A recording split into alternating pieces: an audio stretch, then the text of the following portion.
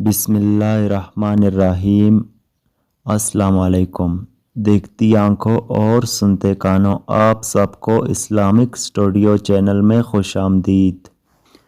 بنی اسرائیل کے 99 افراد کے قاتل کی توبہ۔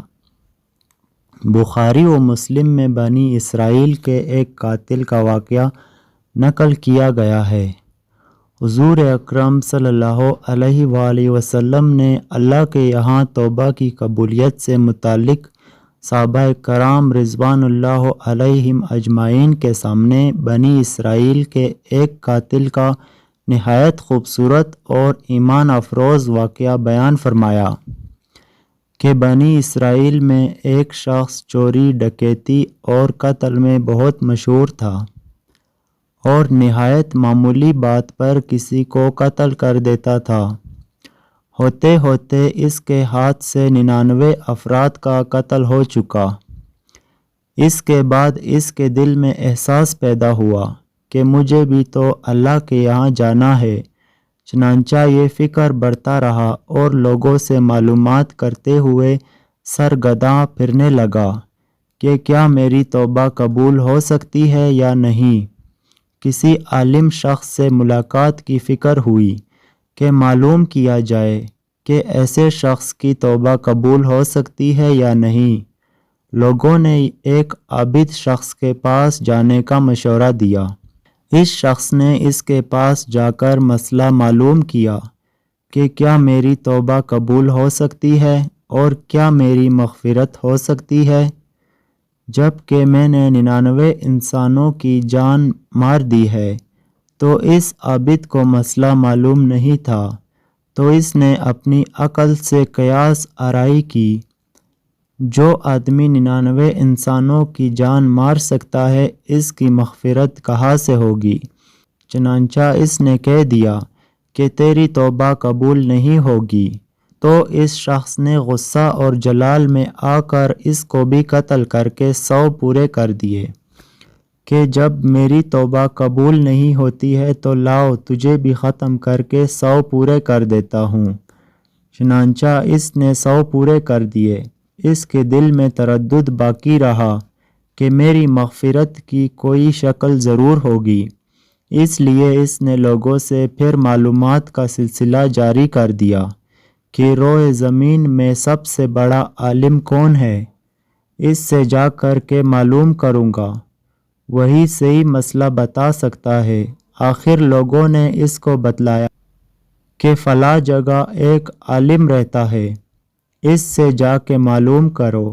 چنانچہ اس نے اس عالم صاحب کے پاس جا کر اپنی زندگی کا قصہ سنایا اور 100 آدمیوں کو کس طرح سے قتل کیا ہے سارا کارنامہ سنا کر معلوم کیا کہ اب بتلائیے کہ میری توبہ قبول ہو سکتی ہے یا نہیں۔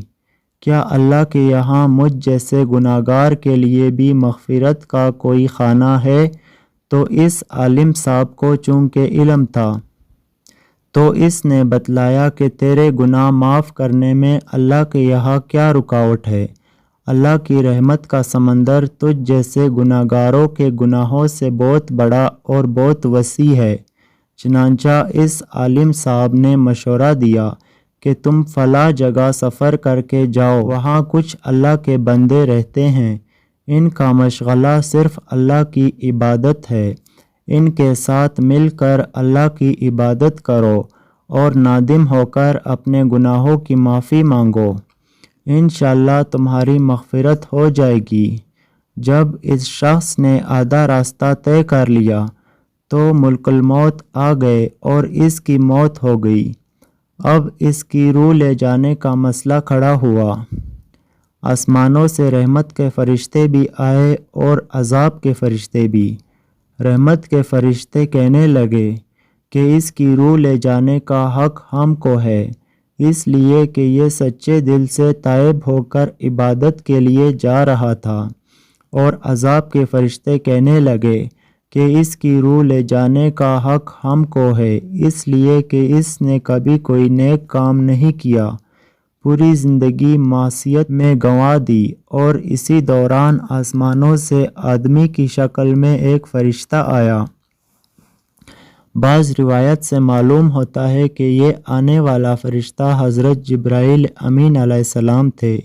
چنانچہ اس فرشتے نے تشریف لا کر ان دونوں طرح کے فرشتوں کے درمیان یہ فیصلہ کیا کہ دونوں طرف کی مسافت ناپ کر کے دیکھ لو کہ جہاں سے آ رہا ہے وہاں کی مسافت قریب ہے یا جہاں جا رہا ہے وہاں کی مسافت، لہٰذا جہاں کی مسافت قریب ہو اس شخص کو وہاں والوں میں شمار کر دیا جائے۔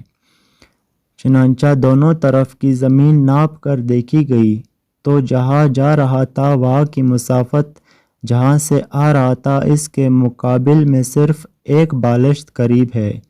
چنانچہ فیصلہ ہوا کہ مقام معصیت سے مقام عبادت صرف ایک بالشت قریب ہے، اس لیے رحمت کے فرشتوں کو اس کی روح لے جانے کا حق ہوگا۔ اللہ کی طرف سے اس کی مغفرت کا اعلان ہو گیا۔ ایک روایت میں آتا ہے، قتادہ رضی اللہ تعالیٰ عنہ فرماتے ہیں، حسن نے فرمایا کہ ہم سے یہ ذکر کیا گیا ہے، اس شخص کے پاس جب ملک الموت آیا تو وہ شخص سینے کے بل اس سرزمین کی طرف گھسیٹتا گیا۔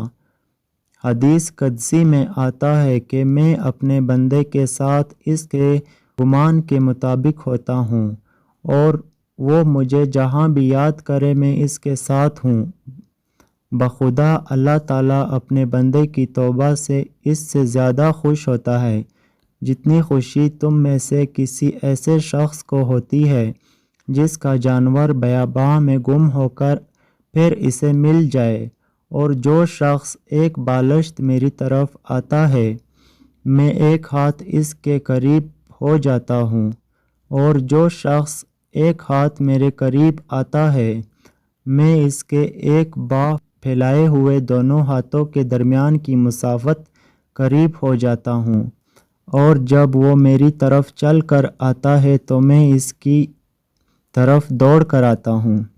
پیارے ناظرین، اس قصے سے ہمیں معلوم ہوا کہ انسان جب بھی سچے دل کے ساتھ توبہ کرے گا تو اللہ تعالیٰ ضرور قبول فرمائیں گے۔ انشاءاللہ یہ واقعہ خصوصاً ان حضرات کے لیے حوصلہ افزائی اور معاونت کا سبب ہے جو کہ بڑے بڑے گناہ کر کے اب مایوسی کی زندگی گزار رہے ہیں، کیونکہ شیطان انہیں مایوس کرتا ہے۔